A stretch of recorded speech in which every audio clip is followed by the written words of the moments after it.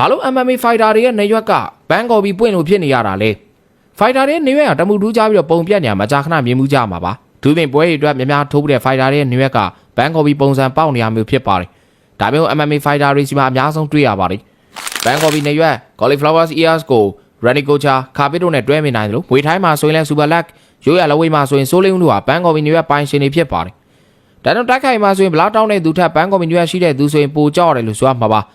လမ်းမေးမှာတယောက်နဲ့ရန်ဖြစ်နေရွက်ကိုယဉ်ကြည့်လို့တော့ဟာတာလုတ်တက်ကြပါလိဒါဆိုရင်ဘာလို့ဆိုပါနေရွက်ပုံစံတွေကိုဘန်းကော်ပြီးနေရွက်လို့ခေါ်ကြတာလဲ Cambridge Dictionary မှာတော့ cauliflowers ear ဟာဆေးပညာအခေါ်ရမကြာခဏထိခိုက်မိတာကြောင့်ပုံစံပြက်တဲ့နေရွက်တွေကို slam ဖြစ်နဲ့ခေါ်ဆိုကြတာဖြစ်ပါတယ်ဒါဆိုရင်ဘလို့အကြောင်းအကြောင်းရိုးသားမနေရွက်တွေကဘန်းကော်ပြီးနေရွက်ဖြစ်လာတာလေ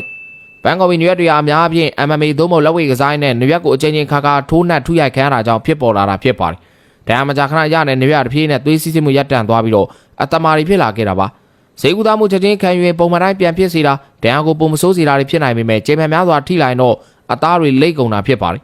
နေရွက်အယိုးနူးနဲ့အရေးပြားကြားကသွေးစီးစစ်မှုလည်းဖြတ်တောက်ပြစ်ပါတယ်နေရွက်တွေကသွေးစီးစစ်မှုရောပါလာတဲ့အတွက်အနေငယ်ပိုဖြူနေတတ်ပါတယ်အများအပြားပန်းကော်ပြီးနေရွက်တွေကိုပိုင်ဆိုင်တတ်တာက UFC fighter တွေပဲဖြစ်ပါတယ်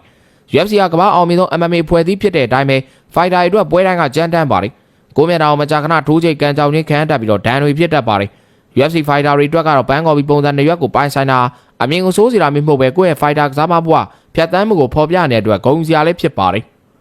ဘန်းကော်ပြီးနေရွက်ဖြစ်မလာအောင်ကာကွယ်တဲ့နီးကတော့နေရွက်ကိုထိုးမခံမှုနဲ့ခေါင်းစွပ်ပြီးတော့ကစားဖို့ပဲရှိပါတယ်ဒါပေမဲ့ professional fighter တွေကခေါင်းစွပ်ဝစ်ခွင့်မရှိသလိုနေရွက်ကိုမထိအောင်ချိန်တိုင်းမရှောင်နိုင်တာကြောင့်ဘန်းကော်ပြီးနေရွက်ဖြစ်မလာအောင်မကာကွယ်နိုင်ကြပါဘူးအဲဒီစားကောင်းမွန်တဲ့စေကူတာမှုကိုပဲခံကြပါတယ်ဘန်းကော်ပြီးနေရွက်ဖြစ်မလာအောင်အကောင်းဆုံးကုသနီးကပွဲပြီးပြီးချင်းချက်ချင်းနေရွက်ကိုရေခဲကတ်တာဖြစ်ပါတယ်ဘန်းကော်ပြီးနေရွက်ဖြစ်သွားပြီဆိုရင်လည်းတာမန်နေရွက်ဖြစ်အောင်ပြန်လဲပြီးတော့ကုသလို့မရတော့ပါဘူးတကယ်လို့တာမန်နေရွက်ပြန်ဖြစ်ချင်တော့ခွဲစိတ်ပြစ်မှာပဲရမှာဖြစ်ပါတယ်မြန်မာရွာဖိုက်တာတွေထဲမှာလည်းဘန်းကော်ပြီးနေရွက်ပိုင်ရှင်တွေရှိပါတယ်ရိုးရလက်ဝဲကန်တွင်စိုးလင်းရွက်နေရွက်ကလည်းဘန်းကော်ပြီးနေရွက်ပုံစံဖြစ်နေပြီးတော့တေချာကြည့်ရင်သိတာပါတယ်ဘန်းကော်ပြီးနေရွက်ကိုကြည်ကြအပြင်စိုးလင်းဦးအနေနဲ့မြန်မာရွာလက်ဝဲမှာမာကုံနဲ့ထင်ရှားပြီးတော့အထိုးချိတ်များစွာခံခဲ့ရတဲ့သူဆိုတာကိုမြင်နိုင်မှာပါစိုးလင်းဦးလို့ဒီလောက်ပေတေခံတဲ့သူတော်ဘန်းကော်ပြီးနေရွက်အနေငယ်ပဲပေါ်တယ်ဆိုရင်ခါဘေးလူကစားမမျိုးဆိုဘလောက်ထိအထိုးခံတာလည်းမြင်သာနိုင်ပါပါခါဘေးရဲ့ဘန်းကော်ပြီးနေရွက်ကအဝေးကကြည့်ရင်အောင်သိတာထင်ရှားပါတယ်ဒါအချိန်ချင်းထိုးခံတာကုသထားတာကိုလည်းမြင်နိုင်ပါတယ်ဒါပေမဲ့တွေးမရှောင်မှာတော့ဘန်းကော်ပြီးနေရွက်ရှိတာကိုမတွေ့ရပါဘူးတွေးမရှောင်လိုက်ကစားမဘွားမှာထိုးချိတ်များစွာခံခဲ့ရသူဖြစ်ပါတယ်တွေးမရှောင်နေတဲ့နေရွက်ကိုတော့ကောင်းကောင်းကာကွယ်နိုင်ခဲ့တဲ့ဘုံပါပဲ